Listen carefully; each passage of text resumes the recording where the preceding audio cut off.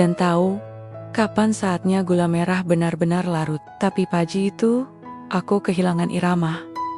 Dia berdiri di seberang jalan, menyandarkan tubuh di tiang listrik, dengan tangan menyelip di saku celana. Wajahnya tak asing, tapi aku tak tahu namanya. Rambutnya mulai berubah di sisi pelipis, dan kulit wajahnya membawa tanda-tanda waktu. Tapi ada ketenangan yang aneh di sorot matanya, seperti seseorang yang sudah banyak melihat dunia dan tak lagi takut kehilangan.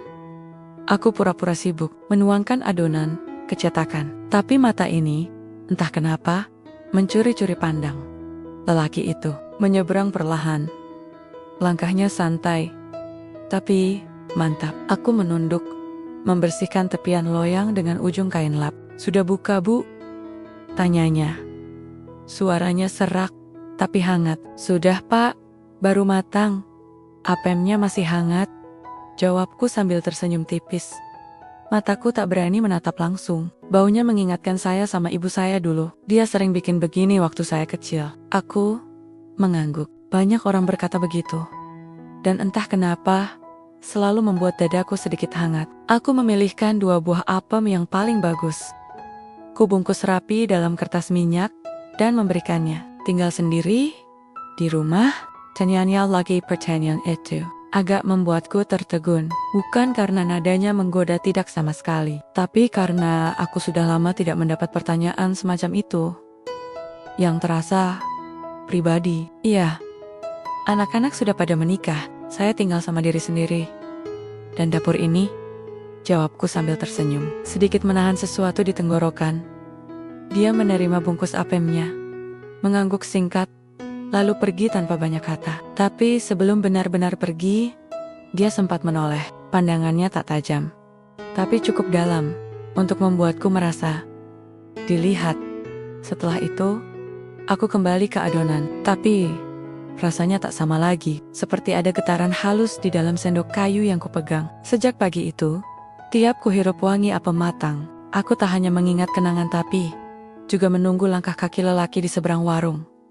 Dan dia datang hari berikutnya, dan hari-hari setelahnya, selalu dengan senyum kecil dan kalimat sederhana. Tapi tiap kata yang ia ucapkan seperti melelehkan sesuatu dalam diriku yang sudah lama mengeras. Mungkin karena usia, mungkin karena sepi yang terlalu lama tak punya lawan bicara, atau mungkin karena diam-diam aku ingin ada yang melihatku lagi. Bukan sebagai janda penjual apem, tapi sebagai perempuan yang masih bisa berdebar, bahkan di usia 50. Sejak hari itu, aku mulai memperhatikan suara langkah. Bukan langkah biasa, tapi langkah yang muncul di waktu yang hampir sama setiap pagi. Ada semacam ketertiban dalam cara dia datang. Dan aku, yang biasanya hanya menunggu loyang mengeluarkan bunyi mendesis, mulai menunggu suara sepatunya menyentuh tanah. Namanya ternyata Arman. Aku tahu itu setelah beberapa hari kemudian, saat dia menelepon warung kubukan untuk memesan, tapi karena dia lupa jaketnya tergantung di kursi plastik dekat dapur. "Arman di sini. Maaf, Bu, saya kayaknya ninggalin jaket di warung ibu tadi pagi." Aku diam sebentar sebelum menjawab. Nama itu terdengar akrab dan asing sekaligus, seperti sesuatu yang tak sengaja tersimpan dalam ingatan lama. "Ya, Pak Arman, jaketnya masih di sini. Saya simpan baik-baik," kataku sambil menekan nada suara agar terdengar wajar. "Terima kasih, saya mampir sore. Sekalian beli apem buat teh sore." Kalimatnya sederhana, tapi seperti biasa, ada cara dia mengucapkannya yang membuat hati ini terasa ingin mendidih dan meleleh di waktu bersamaan. Dan dia memang datang. Sore hari, langit mulai jingga, dan dapurku masih hangat oleh uap santan yang belum selesai kumasak. "Apemnya masih ada?" tanyanya sambil menepok-nepok jaketnya yang kini sudah bersih dan terlipat. "Masih, tapi tinggal beberapa. Mau saya panaskan dulu?" Dia duduk tanpa menjawab, hanya mengangguk dan menatapku lama. Aku jadi kikuk sendiri. Tanganku sibuk memanaskan apem di penggorengan datar, tapi mataku terasa gatal, ingin melihat arah duduknya. "Aku belum pernah ketemu apem seenak ini sejak ibu meninggal," ucapnya lirih. Aku membalik apem dengan pelan. "Ibu bapak dulu suka bikin setiap hari Kamis untuk tumpeng kecil, katanya. Tapi kadang-kadang juga untuk alasan yang lebih sederhana, biar rumah beraroma kenangan. Aku menahan napas. Kalimatnya menyentuh sesuatu yang dalam. Rumahku juga dulu punya bau itu aroma yang jadi tanda kehadiran. Tapi sejak suamiku pergi dan anak-anak menikah satu-satu, dapur ini hanya penuh dengan suara. Tanpa tawa, tanpa sentuhan. Dan sekarang saya merasa kayak pulang. Padahal bukan rumah saya. Dia berkata begitu sambil menggigit apem perlahan, seperti menyimpan rasa manisnya di lidah lebih lama dari seharusnya. Aku tak tahu harus menjawab apa. Diam-diam, aku mengamati cara dia memegang kue. Laki-laki yang tahu cara menikmati makanan dengan perlahan, biasanya tahu caranya memperlakukan hal lain juga, termasuk perasaan. Aku menyajikan teh hangat, dan kami duduk berdua, tidak terlalu dekat, tapi cukup untuk membuat detak jantungku berirama lain. Kami bicara tentang hal-hal kecil, harga gula yang naik, pasar yang semakin ramai, anak-anak yang semakin jauh. Tapi di sela-sela obrolan biasa itu, aku menangkap tatapannya yang tak biasa. Matanya tidak sekadar melihat, tapi membaca. Seolah aku bukan sekadar perempuan 50 tahun yang menjual apem, tapi seseorang yang bisa dicintai lagi. Aku tahu, itu baru awal, tapi juga bukan sekadar perkenalan biasa. Karena malam itu, ketika dia pamit, ada sesuatu yang tertinggal di udara. Bukan aroma apem yang menggoda, bukan juga sisa uap teh panas, tapi perasaan yang perlahan mulai tumbuh. Dan aku tidak tahu apakah aku harus menyiraminya atau membiarkannya kering sebelum tumbuh terlalu dalam. Hujan turun sejak sore, bukan gerimis malu-malu, tapi hujan deras yang menampar genteng dan memukul-mukul daun pisang di belakang rumah. Aku sedang berdiri di dapur, mengaduk adonan untuk pesanan besok pagi, ketika suara ketukan itu datang cepat, nyaris panik. "Bu Retno?" Suara dari balik pintu kayu terdengar tenggelam di balik derasnya hujan. Saat ku buka pintu, dia berdiri di sana basah, rambut meneteskan air hujan, dan jaket tipisnya sudah nyaris melekat di tubuh. Wajahnya terlihat berbeda, lebih rapuh. Entah karena dingin atau karena sesuatu yang belum dia katakan. "Maaf, motor saya mogok di tikungan tadi. Hujannya terlalu deras," katanya sambil menunduk sedikit. "Saya ingat rumah ibu paling dekat." Aku tak banyak bicara. Segera ku tarik handuk kecil dari gantungan dapur dan menawarkannya. Ia menatapku sejenak sebelum menerimanya dan mulai mengeringkan kepalanya. Dapurku hangat oleh api kompor dan aroma santan yang mendidih. Tapi sejak dia masuk, rasanya udara berubah, lebih berat, lebih berat. Seperti ada sesuatu yang tak terlihat, tapi terasa menggantung di antara kami. "Apa saya mengganggu?" tanyanya pelan. "Tidak," jawabku, lebih cepat dari yang seharusnya. "Kalau mau nunggu hujan reda di sini, nggak apa-apa." Masuk ke dapur, lebih hangat. Dia duduk di kursi kayu panjang, dekat kompor. Tangannya merapat ke tubuh, menghangatkan diri. Aku kembali ke panci, mengaduk perlahan. Tapi konsentrasiku buyar. Uap santan tak lagi sekadar wangi. Ada aroma tubuh basah, kain lembab, dan napas yang mulai berubah ritmenya. "Dapur ini," katanya tiba-tiba. "Aneh ya?" Aku menoleh. "Aneh kenapa?" "Karena hangat. Tapi bukan cuma karena api. Ada sesuatu di sini yang bikin saya merasa aman." Kalimat itu mengguncangku lebih dari hujan di luar. Kami diam sejenak, hanya suara air mendidih dan hujan yang terus menerjang genteng. Tapi diam itu, ada yang bergerak perlahan. Aku juga merasakannya. Kami tak bicara, tapi kami sadar kami saling butuh. Kegiatan yang menyenangkan pun akhirnya terjadi begitu hebatnya. Hingga akhirnya kami kelelahan. Dia tinggal lebih lama dari yang seharusnya. Dan ketika akhirnya ia pulang berjalan di bawah payung yang kupinjamkan, aku tahu sesuatu dalam diriku telah berubah. Dapur ini tak lagi milikku sendiri. Ada jejak seseorang, ada sisa nafas, dan ada rasa yang tak selesai. Sejak malam hujan itu, tanganku tak bisa diam.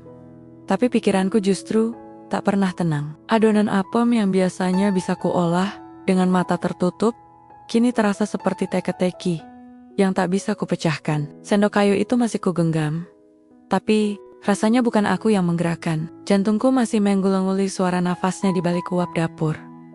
Aneh ya, bagaimana sentuhan sesingkat itu bisa meninggalkan jejak sedalam ini. Setiap aku menyalakan kompor, aroma santan dan gula merah mengingatkanku pada panas tubuhnya yang terlalu dekat malam itu. Bahkan kursi kayu tempat dia duduk pun terasa seperti menyimpan sisa kehadirannya. Aku sempat berpikir untuk menggantinya. Tapi lalu aku duduk di situ dan diam-diam aku menikmatinya. Salahkah? Usiaku 50 tahun. Seharusnya sudah selesai dengan urusan hati. Tapi justru sekarang aku seperti remaja yang tak tahu cara menyembunyikan debar. Pipiku memanas setiap kali melihat dia datang. Dadaku sesak setiap kali dia tak muncul. Dan rasa yang aneh itu, seperti apem yang terlalu lama dikukus meletup dan lengket di mana-mana, dia tetap datang setiap pagi. Seolah tak terjadi apa-apa malam itu. Ia membeli apem seperti biasa, menyapaku seperti biasa, dan sesekali bertanya soal cuaca atau harga. Tepung. Tapi matanya, matanya tidak biasa. Tatapannya seperti menahan sesuatu, seperti ada kalimat yang menggantung di tenggorokannya, tapi tak bisa ia ucapkan. Aku pun begitu. Mulutku tersenyum, tanganku melayani, tapi hatiku gaduh. Suatu pagi, ia datang lebih awal dari biasanya. Aku belum selesai menata apem di etalase. Ia berdiri di depan warung, dan kali ini tidak bicara dulu, hanya menatap lama, seolah ingin memastikan bahwa aku benar-benar ada di hadapannya, bukan sekadar mimpi dari malam yang basah. Bu Retno, katanya. Suaranya nyaris berbisik. Saya boleh nanya sesuatu? Aku mengangguk pelan. Malam itu, saya nggak salah kan? Pertanyaannya menggantung. Jantungku langsung berdetak 2 kali lebih cepat. Aku pura-pura membalik apem, padahal tidak ada yang sedang kumasak. Salah atau enggak? Tergantung dari mana kita melihatnya, kataku pelan. Tapi saya juga ngerasainnya, Pak. Dan itu cukup, tak perlu dijelaskan lebih jauh. Tak perlu diperdebatkan, karena kenyataannya, rasa itu memang tinggal di ujung lidah kami manis, hangat, tapi meninggalkan getir kecil setelahnya. Seperti apem yang terlalu cepat dimakan, sebelum cukup dingin. Setelah percakapan itu, ia pulang lebih cepat dari biasanya. Dan aku berdiri lama di balik warung, menatap langit yang belum sepenuhnya biru. Ada sesuatu yang menyesak di dada, tapi juga menenangkan. Aku tak tahu akan dibawa kemana semua ini. Aku tak tahu apakah kami sedang menuju jatuh cinta, atau sekadar menambal kesepian dengan perasaan yang menipu. Tapi satu hal yang pasti, aku mulai menyukai rasa itu. Rasa yang tidak sepenuhnya manis. Rasa yang tinggal di ujung lidah, don't talk. Mau hilang. Hubungan kami, kalau itu bisa disebut hubungan, mulai berjalan seperti apem hangat di pagi hari perlahan, mengisi ruang, dan tiba-tiba terasa tak tergantikan. Tapi, semua yang terlalu nyaman biasanya menyimpan jebakan. Dan aku mulai mencium baunya dari cara dia menghindar menatap mataku belakangan ini. Pagi itu, ia datang lebih rapi dari biasanya. Kemeja biru muda yang disetrika sempurna, rambutnya lebih licin, dan wangi parfum halus menempel di balik angin. Tanganku yang sedang membungkus apem sempat berhenti di udara. Aku tahu wangi seperti itu bukan aroma lelaki yang akan sekadar beli sarapan. Itu aroma dari seseorang yang akan menemui seseorang penting. Apemnya 2 aja, Bu, katanya singkat. Senyumnya ada, tapi tak sampai ke matanya.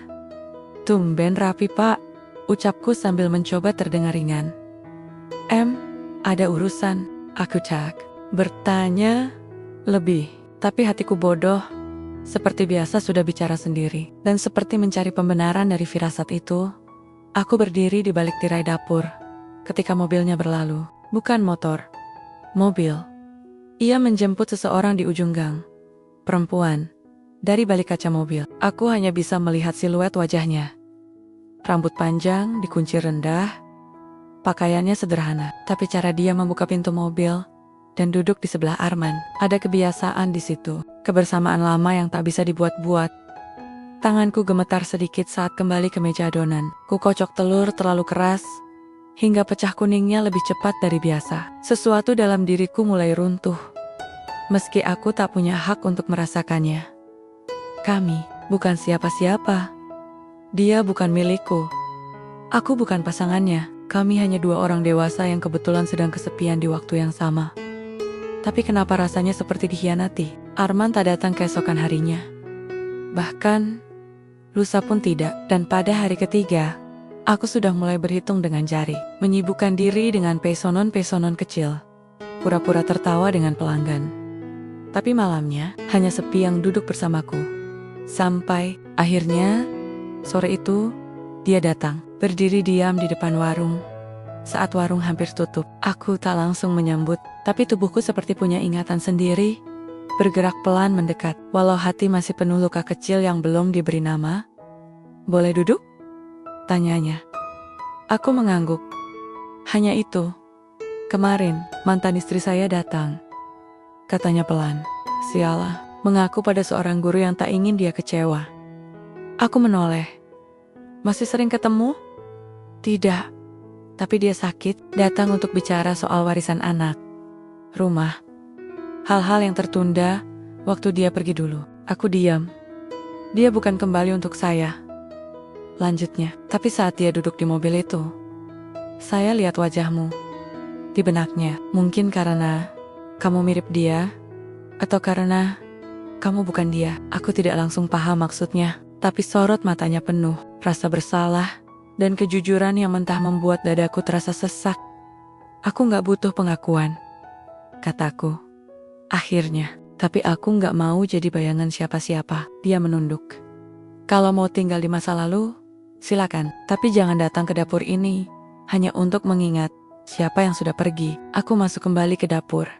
Tak menoleh, tak menegas. Tapi, di dalam dada, sebuah ruang yang sempat terbuka, mulai aku tutup rapat-rapat lagi.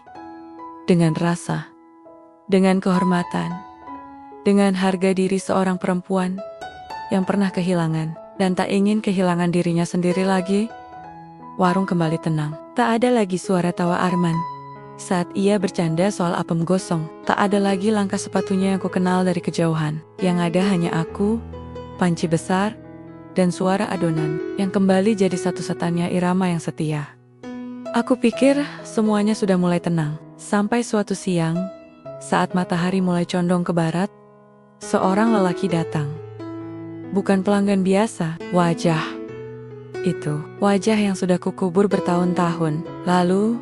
Bram, mantan suamiku, lelaki yang dulu pernah membuatku merasa jadi perempuan paling dicintai. Sebelum ia membuatku merasa paling tak berarti. Rambutnya kini memutih di sisi. Tubuhnya sedikit bungkuk, tapi senyumnya masih sama. Senyum yang dulu kerap datang bersama kebohongan kecil dan pengkhianatan yang dibungkus manis. "Hai, Red," sapanya. Santai seolah kami baru bertemu kemarin. Aku berdiri di balik meja warung, tak tahu harus bereaksi seperti apa. Tangan yang tadi mengaduk adonan tiba-tiba seperti milik orang lain. "Beli apem 10 bungkus? Bisa?" Aku mengangguk pelan, tak banyak bicara. Tapi hatiku seperti sedang meledak dalam diam. Kenapa dia datang sekarang, setelah semua luka hampir sembuh? Setelah hidupku mulai pelan-pelan kutata kembali. "Masih enak kayak dulu?" tanyanya. Mengambil satu apem dari toples kecil dan mencium baunya. "Lebih enak," jawabku pendek, "karena saya buatnya tanpa luka sekarang." Senyumnya sempat terhenti, tapi hanya sekejap. "Red, aku kesini bukan cuma mau beli apem tentu saja." Lelaki seperti dia tak pernah sekadar membeli apem. Aku tahu, aku dulu salah, tapi sekarang aku sendiri. Dan aku pengen kenal kamu lagi, yang sekarang, bukan yang dulu. Kalimat itu membuat mataku panas, bukan karena haru, tapi karena marah yang terbungkus baik-baik selama ini tiba-tiba mencuat.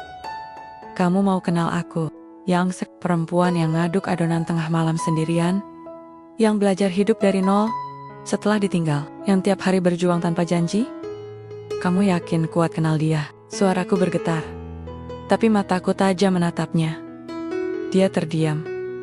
Aku bukan perempuan yang kamu tinggal dulu, Bram. Aku lebih kuat.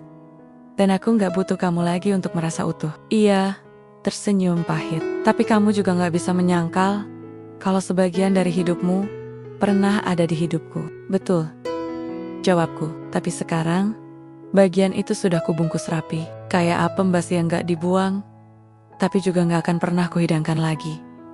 Ia menunduk, mengambil bungkus apem yang sudah kusiapkan. Tak berkata apa-apa lagi, dan pergi. Aku berdiri lama setelah dia berlalu. Nafasku berat, tapi entah kenapa, dada ini terasa lebih ringan. Masa lalu datang bukan untuk dirayakan, tapi untuk dipastikan bahwa kita tidak ingin kembali ke sana. Dan saat aku kembali ke dapur, ada satu nama yang muncul lagi dalam kepalaku, Arman. Meski hubunganku dengannya masih menggantung, aku tahu jika harus memilih antara cinta lama dan rasa yang belum selesai, aku lebih memilih yang belum selesai karena kadang yang belum selesai justru punya peluang untuk benar-benar dimulai. Pasar pagi selalu punya energi sendiri, bising, padat dan penuh warna. Tapi pagi itu rasanya berbeda. Mungkin karena aku datang lebih awal dari biasanya, atau mungkin karena sejak kemarin pikiranku tak benar-benar tenang. Setelah pertemuan dengan Bram, aku mendorong troli kecilku melewati deretan pedagang sayur. Matahari masih malu-malu muncul, dan udara masih basah oleh embun. Aku sedang menawar gula merah di lapak langganan, saat sebuah suara menyapaku dari belakang. Suara yang langsung membuat jantungku berdetak 1 detik lebih cepat. Bu Retno? Aku berbalik, dan di antara tumpukan tomat dan daun singkong, berdirilah Arman. Ia mengenakan kaos polos dan celana santai, membawa kantong belanja dari kain. Rambutnya agak berantakan, tapi mata itu masih sama. Mata yang menyimpan sisa hujan dan kehangatan dari dapurku tempo hari. Apa kabar? Tanyanya hati-hati, seperti sedang menapaki lantai yang bisa runtuh kapan saja. Aku mengangguk. Baik. Sibuk. Warung lagi banyak pesanan. Kami berdiri canggung di antara aroma bawang dan bising ibu-ibu yang sedang tawar-menawar. Tapi hanya kami berdua yang diam, terlalu sadar akan jarak yang terasa sempit dan waktu yang terlalu cepat berubah. Saya sempat mikir mau mampir lagi, katanya. Kenapa enggak? Dia menunduk sedikit. Saya pikir mungkin ibu butuh ruang. Aku menatap wajahnya lama. Dia memang berbeda. Tak mencoba masuk paksa, tak mendesak, tapi diam-diam kehadirannya selalu meninggalkan jejak. Kami melanjutkan belanja bersama, tanpa kesepakatan apa-apa. Tiba-tiba saja begitu, seolah pasar menjadi latar tanpa sutradara. Dan kami hanya 2 tokoh yang mengikuti alur yang mengalir sendiri. Kami berhenti di satu lapak yang menjual daun pisang. Aku mencoba meraih gulungan paling atas, tapi terselip. Tubuhku goyah sedikit, dan dia refleks menangkap lenganku. Sentuhan itu biasa, tapi tidak terasa biasa. Jari-jarinya menahan pergelangan tanganku dengan lembut, hangat, dan terlalu akrab. Mataku menatap matanya, dan untuk sesaat, pasar yang ribut itu seperti diam. Yang ku dengar hanya napasku, dan napasnya saling bersahutan, saling bertanya tanpa suara. Aku menarik tanganku pelan, pura-pura menyibukkan diri memilah daun. Maaf, katanya cepat. Refleks aja. Aku tersenyum tipis. Nggak apa-apa, kadang yang refleks itu justru paling jujur. Dia tak menjawab, tapi cara dia melihatku lama, seperti membaca halaman buku yang pernah ia lipat, tapi belum sempat dibaca ulang, membuat pipiku hangat. Bukan karena malu, tapi karena rasa yang mencoba lahir lagi dari tempat yang tak terduga. Sebelum kami berpisah, dia berkata pelan, kalau kapan-kapan ibu butuh bantuan untuk motong daun, atau apapun, saya nggak jauh. Aku mengangguk. Tidak janji, tapi juga tidak menolak. Dan saat dia berjalan menjauh di antara keramaian pasar, aku sadar, perasaan itu belum mati. Ia hanya sempat diam, tapi pagi ini, dengan satu sentuhan kecil, ia kembali hidup. Dan aku tidak siap, tapi juga tidak menolak. Aku menemukan surat itu pagi-pagi, terselip rapi di antara tumpukan kantong plastik dekat etalase. Kertasnya dilipat rapi, tanpa amplop, tanpa nama, tanpa alamat. Awalnya kupikir itu daftar pesanan yang tertinggal, tapi saat ku buka, tanganku berhenti gemetar. Tulisan tangan itu tegas, miring sedikit ke kiri. Ada kesan laki-laki di sana, tapi berhati-hati. Apemnya enak, Bu. Tapi bukan itu yang bikin saya datang tiap pagi. Saya suka cara ibu tersenyum diam-diam saat mengaduk adonan. Seolah sedang berbicara dengan seseorang yang tak terlihat. Saya harap, suatu hari, saya bisa menjadi orang itu. Aku berdiri lama dengan surat di tangan. Warung belum buka. Uap belum naik dari panci. Tapi jantungku sudah berdetak seperti habis berlari. Siapa? Pikiranku langsung melayang pada dua nama yang belakangan mulai memenuhi hidupku. Arman atau Bram. Arman cukup puitis jika ia mau. Tapi setahuku, dia bukan tipe yang menulis surat. Bram, mungkin, dia punya banyak wajah. Salah satunya adalah lelaki yang tahu cara meluluhkan lewat kata, lalu melukai tanpa suara. Tapi ada kemungkinan lain. Pelanggan, tetangga, seseorang yang selama ini diam dayu memperhatikan. Aku mengocok adonan dengan tangan yang sedikit bergetar. Surat itu kusimpan di dalam laci kayu. Tempat biasa aku menyimpan pengait cetakan. Tempat paling aman untuk rasa yang belum tahu akan dibawa kemana. Hari itu, aku bekerja dengan hati yang gelisah. Setiap suara motor yang berhenti membuatku menoleh cepat. Setiap pelanggan pria, kutatap lebih lama dari seharusnya. Mencari tanda-tanda, petunjuk, atau mungkin keberanian dari si pengirim. Sore harinya, Arman datang. Tidak terlalu rapi, tidak terlalu acak-acakan, tapi cukup hadir untuk membuatku bingung. Ia menyodorkan kantong plastik kecil. Buat ibu, katanya. Ini apa? Daun pisang. Buat besok. Saya lihat ibu kesulitan kemarin. Aku menerimanya perlahan dan mencoba menatap matanya. Tapi sorot itu bersih, terlalu bersih. Tak ada jejak rasa bersalah, tak ada getaran kata-kata dalam surat itu. Pak Arman, kataku perlahan. Pernah nulis surat? Dia tertawa pendek. Surat dinas? Iya. Surat cinta? Dulu waktu SMA, pernah. Kenapa nanya begitu? Aku mengangguk kecil. Enggak, cuma iseng. Dan ia pun pergi, meninggalkan aroma daun dan kebingungan yang lebih pekat dari sebelumnya. Malamnya, aku membaca ulang surat itu. Kali ini, lebih lambat. Memeriksa tiap lekukan huruf, tiap jeda titik. Kata-kata di dalamnya terasa terlalu intim, terlalu mengenalku. Tapi juga terlalu takut untuk bicara langsung. Apa yang lebih menyiksa dari cinta yang tak berani mengaku, yang hanya bisa tinggal di balik huruf-huruf diam dan kalimat yang menggantung. Dan entah kenapa, justru surat itu yang membuatku merasa hidup, diperhatikan, diinginkan, walau tanpa nama. Karena terkadang, bayangan yang tak punya wajah bisa terasa lebih nyata daripada mereka yang berdiri tepat di depan kita. Hari itu pesanan datang bertubi-tubi. Entah kenapa, orang-orang tiba-tiba tergila-gila pada apem kukus buatanku. Dapur penuh aroma pandan dan kelapa, uap naik dari kukusan, dan tanganku sibuk tanpa henti. Di tengah kekacauan itu, Arman muncul begitu saja di ambang pintu dapur, mengenakan kaos abu dan celana jeans yang digulung. Butuh bala bantuan? Aku mengerutkan kening. Kau yakin tahu bedanya kelapa parut dan kelapa tua? Tidak, katanya santai. Tapi kalau harus angkat kukusan, saya bisa. Dan sejak itu, kami bekerja berdampingan, tanpa rencana, tanpa aba-aba. Ia membantu menyendok adonan, mengatur loyang, mengangkat kukusan besar yang biasa membuat lenganku pegal. Kami bergerak seperti sudah bertahan-tahan melakukannya bersama. Satu saat, aku sedang memegang loyang panas, dan tanpa sengaja lenganku tersenggol. Panasnya membuatku refleks menarik tangan dan kehilangan keseimbangan. Loyang nyaris terjatuh. Arman sigap menangkapnya, tapi bukan hanya loyangnya yang ia pegang. Tubuhku pun ikut terseret dalam pelukannya. Kami diam. Jantungku berdetak lebih cepat. Tanganku masih menggenggam spatula. Tapi tubuhku tak bisa bergerak, seperti bertanya apakah ia boleh melewati batas. Aku tidak menjawab, tapi aku juga tidak menolak. Dan seperti waktu itu, adu jurus kuncian terjadi lagi. Semuanya terjadi dalam hening. Tak ada kata, tak ada rencana. Setelah semuanya selesai, dia tak langsung pulang. Hanya duduk di kursi dekat dapur, menatapku dalam diam. Aku gak nyesal, katanya pelan. Tapi kalau ibu merasa ini terlalu cepat, aku menyelah.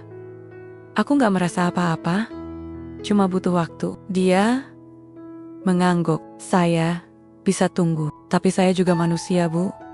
Dan sejak tadi, saya rasa kita bukan hanya bikin apem di dapur. Aku tersenyum samar, lalu kembali merapikan peralatan.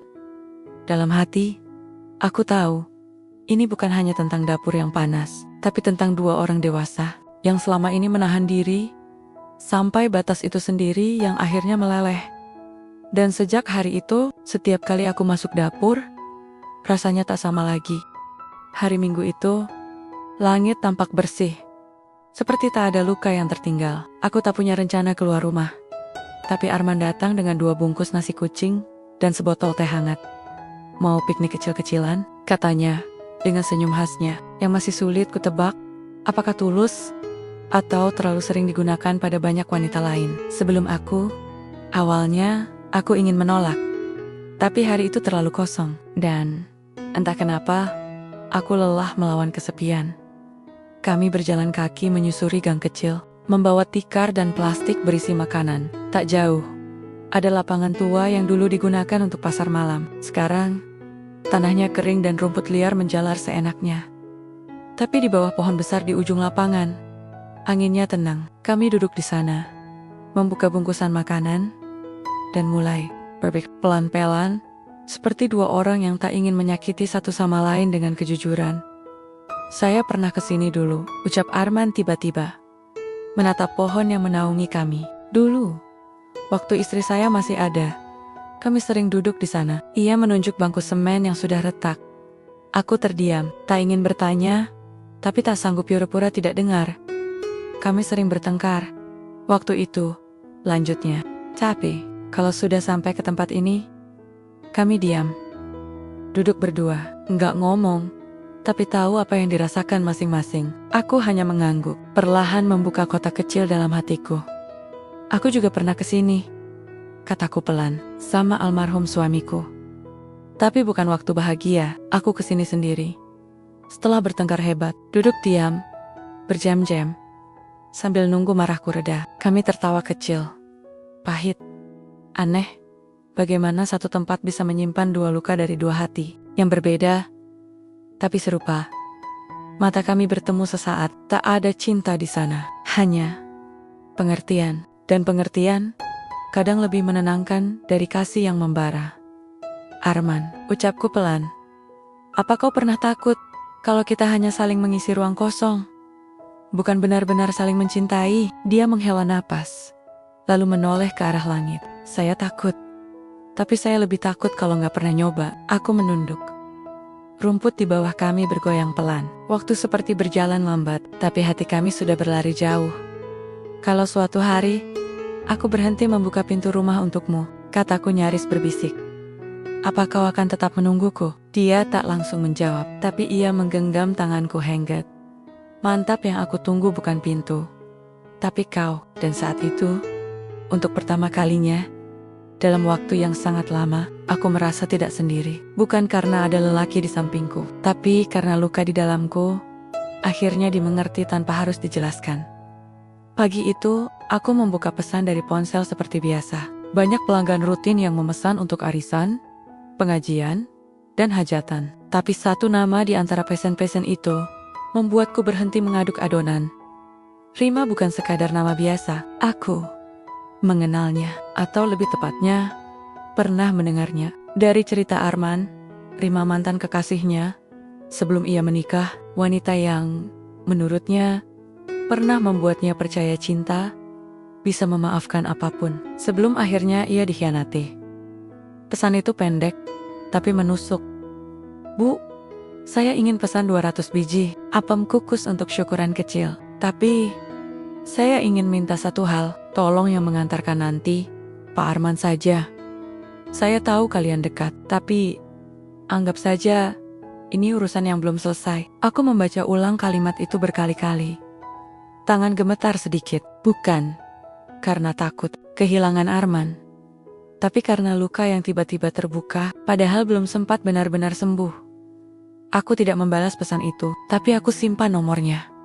Beberapa jam kemudian, Arman datang seperti biasa, membawa kopi sachet dan roti tawar, selalu dengan senyum yang terasa seperti rumah. "Bu, kenapa wajahnya tegang? Kukusannya gosong ya?" Aku tak menjawab, hanya meletakkan ponsel di meja dapur, memperlihatkan pesan itu tanpa sepatah kata. Iya, membacanya diam. Lama. "Dia masih hidup rupanya," katanya akhirnya. Suara rendah, nyaris seperti gumaman. Aku menatapnya. "Kenapa dia minta kau yang antar?" Ia menatap balik, matanya jujur. Tapi ada sesuatu yang dia simpan. Entahlah, mungkin dia ingin minta maaf. Atau cuma ingin tahu apakah saya sudah sembuh. Aku berdiri, menyilangkan tangan di dada.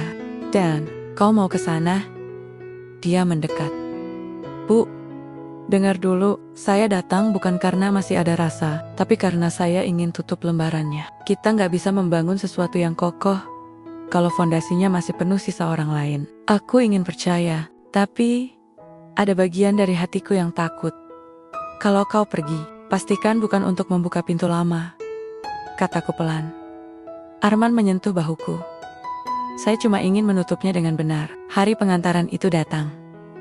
Aku siapkan sendiri 200 apem kukus itu. Tanganku dingin sepanjang pagi. Arman datang dengan mobil, memuat semua dengan hati-hati.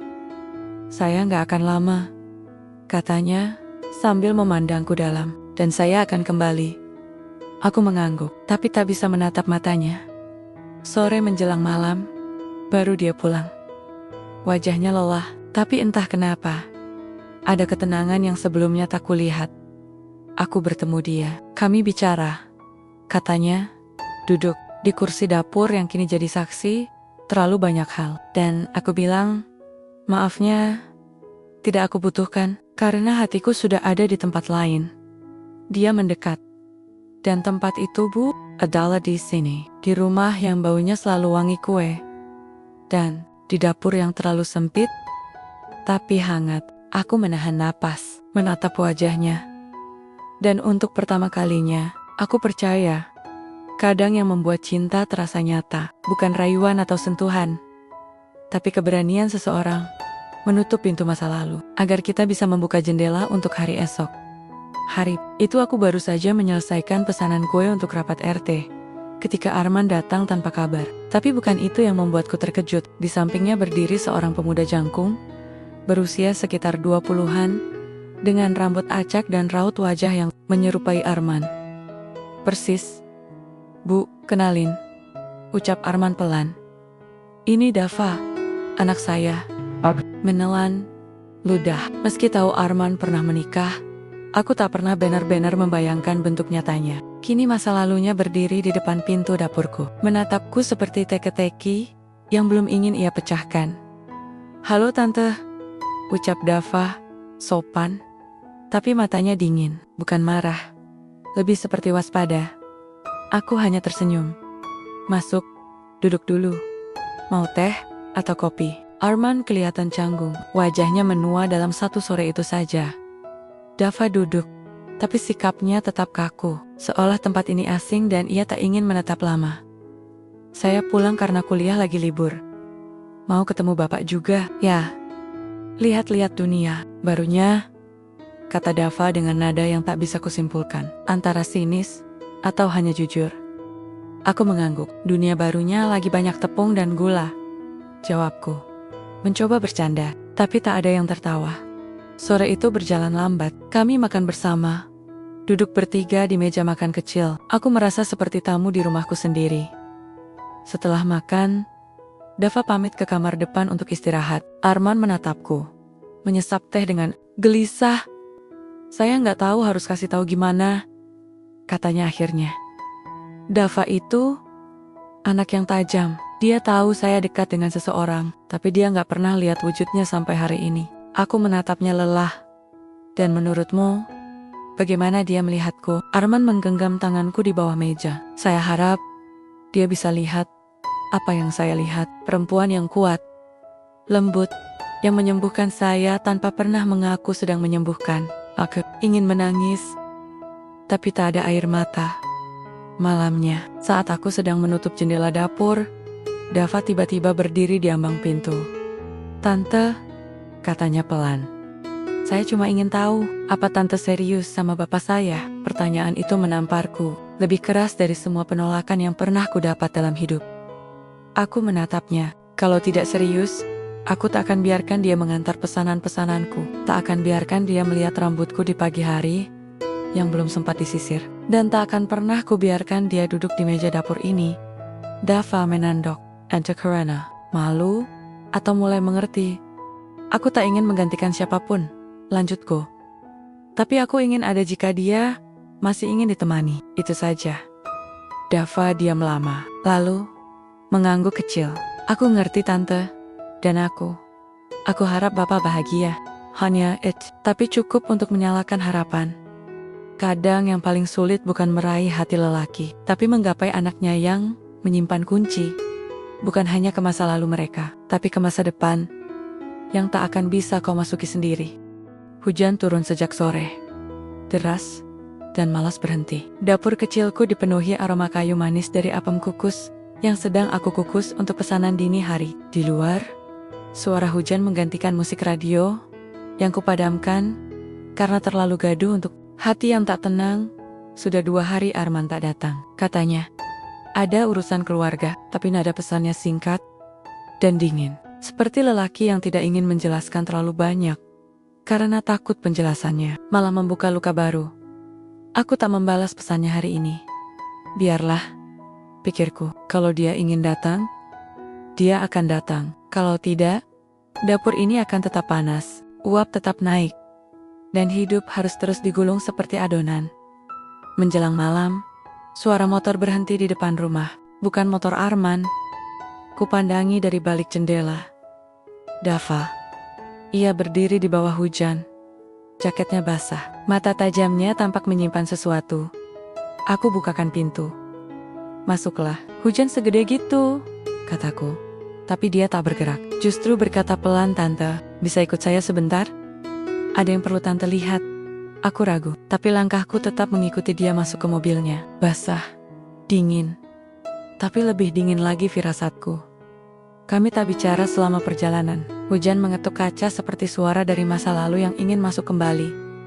Mobil berhenti di depan sebuah kafe kecil yang tersembunyi di pinggir kota. Lampunya temaram. Ada nyala lilin di meja-mejanya. Dava tak turun. Ia hanya menunjuk ke jendela paling kanan. "Lihat ke sana." Aku menoleh. Dan di sana, kulihat Arman duduk di seberangnya seorang perempuan. Rambutnya panjang, pakaiannya rapi, bibirnya mengulas senyum seperti seseorang yang masih punya hak untuk bertanya. "Kamu masih sayang aku?" Mereka tak saling menyentuh. Tapi itu cukup, terlalu cukup. Aku ingin turun, ingin masuk, ingin menampar, tapi kakiku seperti tertanam. Dava bicara. Pelan, "Itu mama saya, tante." Dunia berhenti sejenak. Saya yang atur pertemuan itu. Saya ingin lihat apakah bapak benar-benar sudah selesai dengan masa lalunya, atau hanya menutup rapat tapi belum membuang kuncinya. Aku menoleh, marah. "Dan kau pikir aku ini siapa? Percobaan? Pengganti?" Dava menunduk. "Saya hanya ingin ayah saya bahagia, tapi tidak dengan pura-pura melupakan yang belum selesai." Aku keluar dari mobil. Hujan langsung menyambutku, tapi aku tak peduli. Aku hanya ingin pulang. Malam itu, aku tak bisa tidur. Tanganku masih gemetar saat menyentuh loyang. Aku tahu aku bukan orang suci, bukan pula yang pertama dalam hidupnya. Tapi aku berharap, setidaknya aku jadi yang terakhir. Beberapa menit kemudian, pintu depan diketuk. Pelan. Lalu suara yang sangat kukenal. "Bu, aku bisa masuk?" Arman. Basah kuyup, tapi matanya lebih kosong dari hujan. Aku gak tahu harus bilang apa, tapi aku duduk di sana, bukan karena ingin kembali, tapi karena anakku menatapku dengan luka yang aku buat dulu, dan aku terlalu pengecut untuk menolaknya. Aku berdiri di ambang pintu, tak menjawab, hanya memandanginya. Lalu kutanya, "Kau sudah selesai dengan masa lalumu?" Ia menatapku dalam.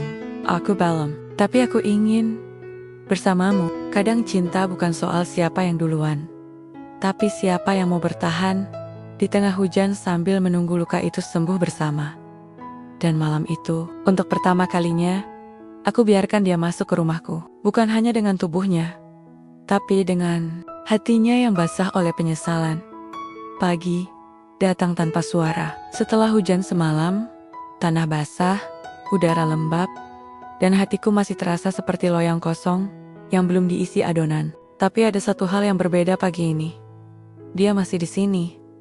Arman duduk di meja makan kecil, mengenakan kaos oblong yang kupinjamkan semalam. Rambutnya belum tersisir, matanya sembab, tapi tak menyembunyikan pandangan yang penuh keinginan, penuh luka, penuh rindu. Aku berdiri di dapur, menggulung rambutku asal-asalan. Tubuhku hanya berbalut daster batik tipis, dan entah kenapa, aku tidak merasa perlu menutupi apapun pagi ini. Aku belum pernah merasa seperti ini, Bu, katanya. Tiba-tiba, suaranya serak, tenang, tapi takut, seolah aku akan merusak semua kalau aku bergerak terlalu cepat.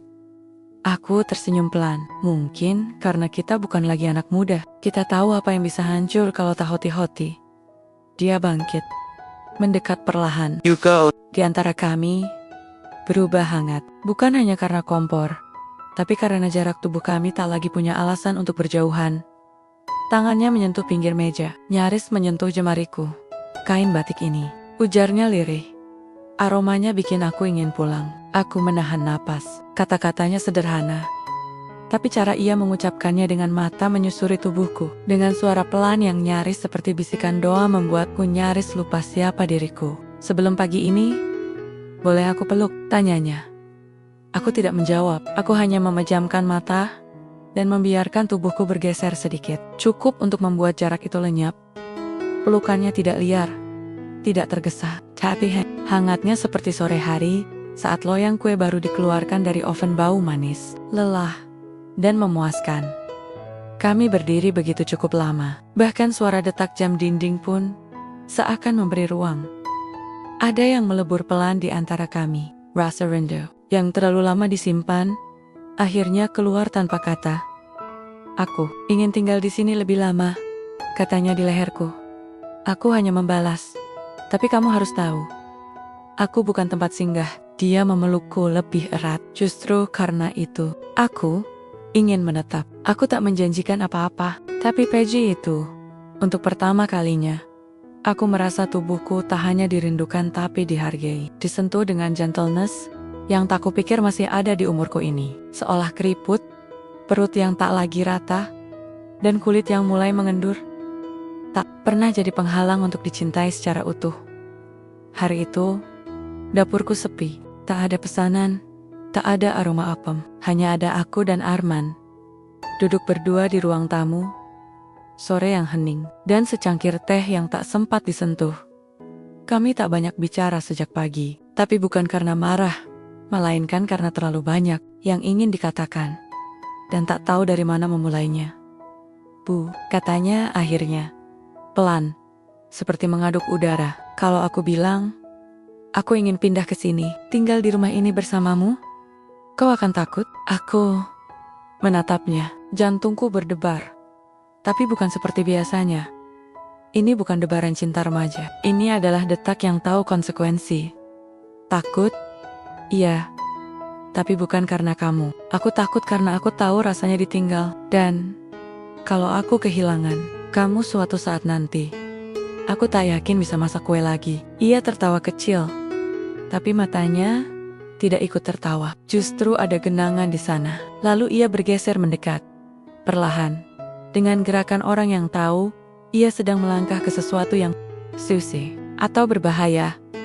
Tangannya menyentuh pipiku, hangat, lama, lalu turun ke leher, lalu diam di bahuku. Napasku tersangkut di dada. Tak ada ciuman pertama, tak ada kata-kata cinta. Yang ada hanya tubuh kami yang perlahan memutus jarak. Suasana sunyi hingga napas kami saling menjawab. Aku tahu apa yang akan terjadi, dia tahu juga, tapi tak satu pun dari kami menghentikannya. Dan untuk kesekian kalinya, laga jurus kuncian yang paling hebat terjadi. Setelah itu, kami terdiam. Dia memelukku dari belakang. Di sofa usang itu, keringat kami belum kering. Tapi udara terasa begitu ringan. Seperti selesai menuruni bukit yang terjal, dan akhirnya bisa duduk, menatap senja. Tapi tak semua senja berakhir indah. Ponselnya berbunyi 2 kali. Lalu berhenti, lalu bunyi lagi. Ia mengangkatnya. Pelan. Kulihat namanya. Rani, Ibu Dava. Waktu seolah berhenti. Arman menatapku. Ragu. Tapi aku hanya tersenyum tipis. Aku bukan perempuan yang akan menyuruhmu mematikan ponselmu. Angkatlah. Hidupmu tidak berhenti di sini, Mas. Ia mengangkatnya.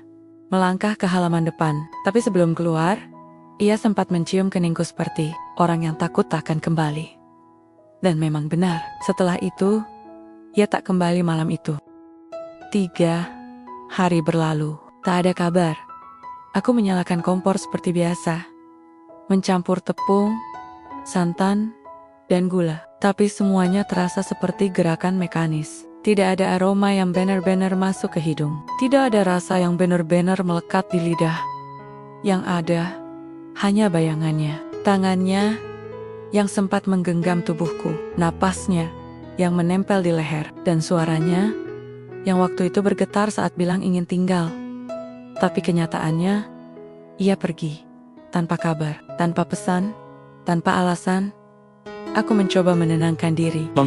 Dia butuh waktu. Mungkin dia sedang menjelaskan semuanya ke Rani. Mungkin. Tapi semakin banyak aku mencoba memaklumi, semakin dingin rumah ini terasa. Sampai suatu malam, aku duduk di teras. Hujan gerimis lembut Temaro. Lalu sebuah motor berhenti, tapi bukan Arman. Seorang pria muda turun dari motor itu, membawa sesuatu dalam plastik bening. Bu Retno, tanyanya sopan. Saya diminta mengantar ini. Aku mengangguk. Menerima plastik itu, isinya beberapa bahan kue langka, tepung ketan hitam, gula palem asli, dan selembar kertas kecil bertulisan tangan. Aku belum bisa kembali, tapi aku tahu kau butuh sesuatu untuk tetap berdiri. Jangan berhenti membuat yang manis, walau hidup sedang pahit. Aku memeluk kantong plastik itu seperti memeluk dada seseorang yang tak hadir. Air mataku jatuh tanpa suara, bukan karena ditinggalkan, tapi karena tetap diperhatikan dari jauh. Tapi itu tak cukup. Aku butuh kehadirannya, suaranya, tatapannya. Bukan sekadar isyarat, bukan sekadar kiriman. Keesokan harinya, aku memutuskan untuk datang ke rumah Arman. Untuk pertama kalinya, Dava yang membuka pintu. Wajahnya terkejut, tapi tak marah. Tante, ayahmu ada? Tanyaku tanpa basa-basi. Ia ragu sejenak. Ada, tapi tante harus tahu. Ibu saya Rani datang dari luar kota. Dan mereka sedang bicara. Aku diam. Tak ingin masuk. Tak ingin menjadi orang ketiga dalam rumah orang. Ironis, karena aku yang merasa ditinggal. Aku hanya ingin tahu satu hal, kataku, menatap Dava. Apakah ayahmu masih ingin hidup dengan masa depan? Atau kembali tidur dalam masa lalunya? Dava tak menyok, tapi matanya yang dulu dingin padaku kali ini tampak bersalah. Kalau boleh jujur, tante, katanya pelan. Aku kira waktu itu aku sedang melindungi ayahku. Tapi sekarang aku bingung, siapa yang sebenarnya sedang aku sakiti. Aku pulang sore itu dengan hati kering, seperti loyang yang tak pernah diisi adonan. Dan aku mulai sadar, kadang yang paling menyakitkan bukan ditinggalkan, tapi diberi harapan yang menggantung di antara kehadiran dan kepergian. Hujan sore turun, diam-diam seperti luka yang tak jadi dibicarakan. Aku duduk di teras, mengenakan das terlusuh, secangkir kopi dingin di tangan. Di depanku, halaman basah memantulkan langit, kelabu persis seperti perasaanku belakangan ini. Sudah seminggu sejak Rani datang, sejak kata-katanya menghantamku seperti tamparan halus, dan sejak itu pula, aku membiarkan hari-hari berlalu begitu saja, tanpa upaya menghubungi Arman lagi, tanpa berharap, tanpa mencoba kuat. Hanya membiarkan semuanya lewat. sampai sore ini. Sampai deru motor itu berhenti di depan pagar.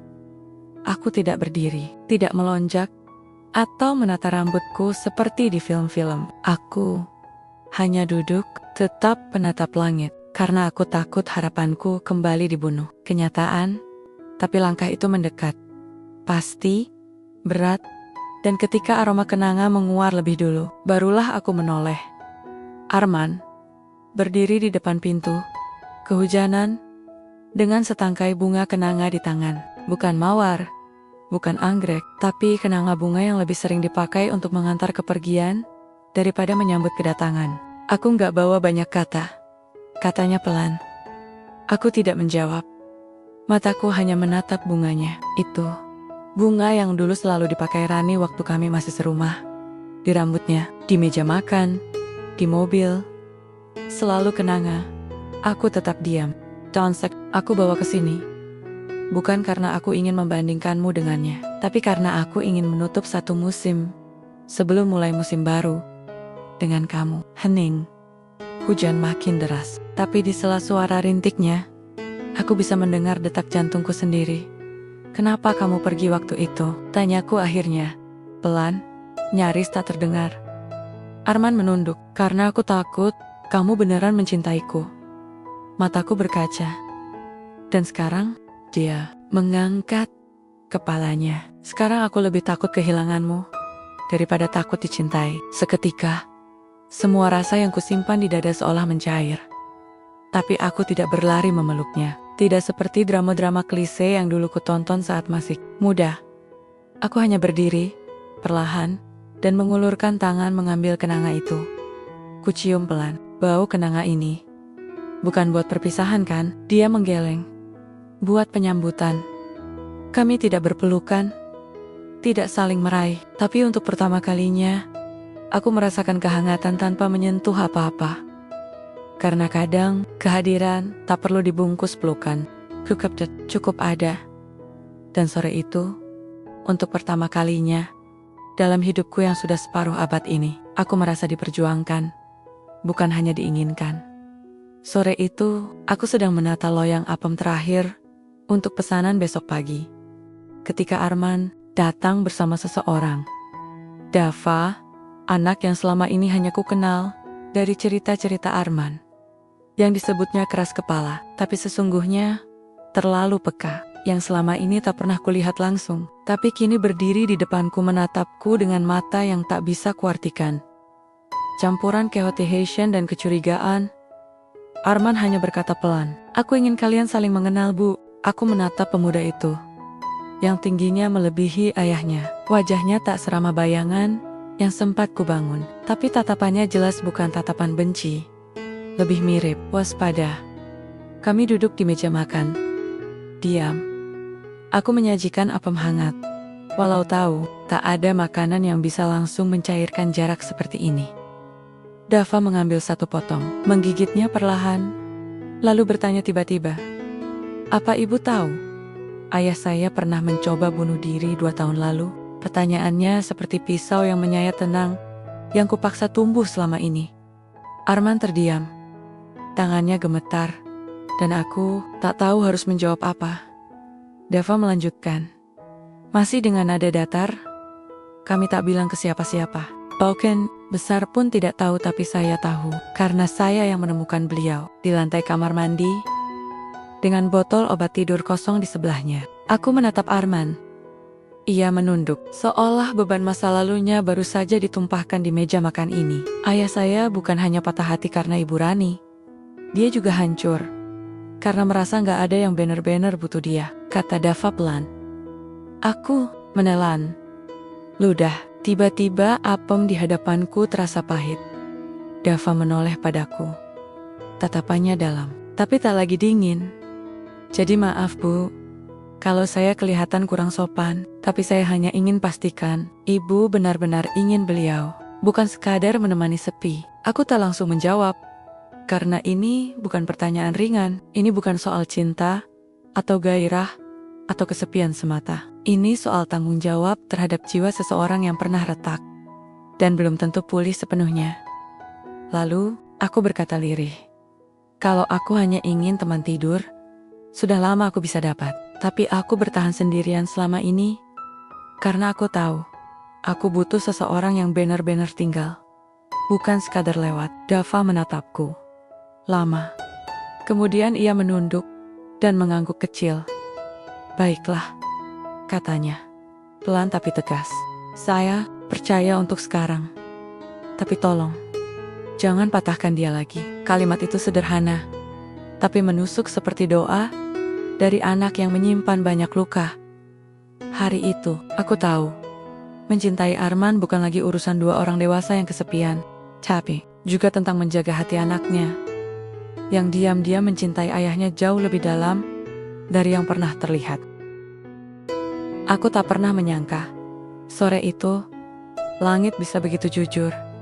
Hujan turun deras, seolah Tuhan sedang membasuh kota kecil ini dari semua debu kenangan. Dari kursi kayu di ruang tamu, aku menatap jendela yang berkabut. Di luar, dedaunan bergoyang, kedinginan, dan di dalam dadaku, sebuah keputusan mulai tumbuh pelan tapi pasti. Arman duduk di seberangku. Diam, hanya suara, detak jam tua, dan hujan yang menggema di antara kami. Tadi Dava menelepon, katanya akhirnya. Suaranya serak, tapi matanya bening. Dia bilang, katanya, ibu sekarang sudah seperti rumah. Aku tersenyum kecil, tapi hatiku gemetar.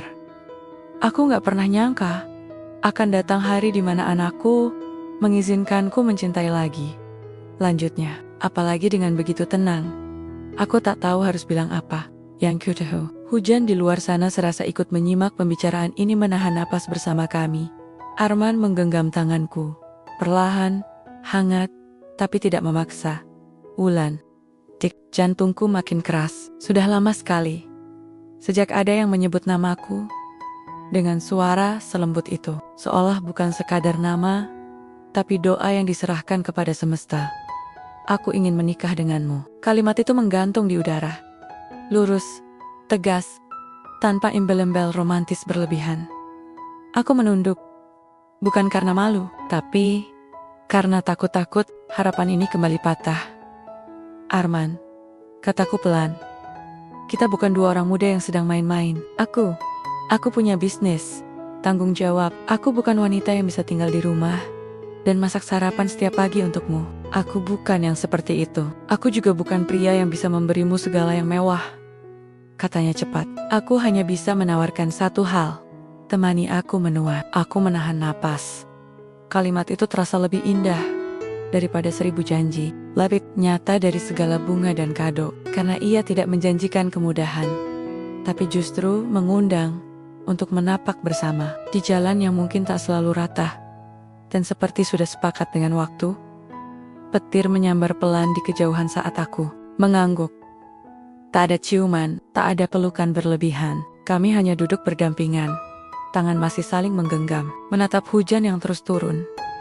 Saat itulah aku sadar, cinta yang benar-benar dalam tidak selalu meledak-ledak. Kadang, ia hanya duduk di sampingmu, diam, dan tetap tinggal bahkan ketika hujan deras turun di luar maupun di dalam hati. Hari itu, hujan membasuh bukan hanya atap rumahku, tapi juga luka, kenangan, dan nama kami yang akhirnya kembali disebut dalam doa yang sama. Hari Minggu pagi, udara masih lembab sisa hujan semalam. Di dapur kecilku yang sudah mulai penuh aroma kelapa dan gula merah, aku berdiri menata apem terakhir di atas tempa. Tapi pagi ini berbeda. Ada tangan lain yang membantu, walau canggung. Arman, jadi ini yang bikin orang-orang balik lagi tiap minggu, katanya sambil melirik loyang. Tangannya kebasahan oleh adonan, tapi senyumnya seperti anak kecil yang baru belajar menggambar. Apem itu soal rasa sabar. Jawabku ringan, manisnya datang belakangan. Ia tertawa pelan.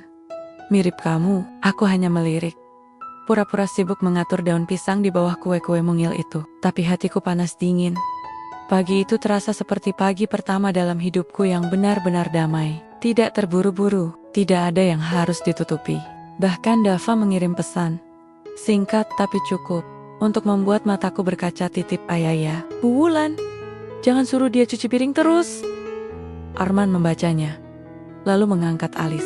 Aku akan laporkan kamu ke anakku. Silakan, balasku sambil menyodorkan lap kering.